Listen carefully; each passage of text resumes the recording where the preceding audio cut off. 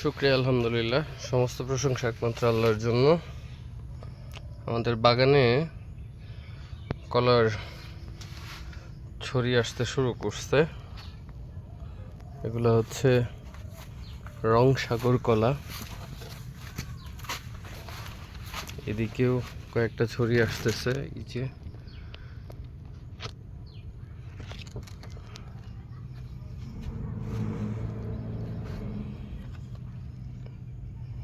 এখন কম বেশি ম্যাক্সিমাম গাছ এইগুলো চলে আসবে। এই দিকটাতে এই গাছটাতেও একটা ছড়ি চলে আসছে।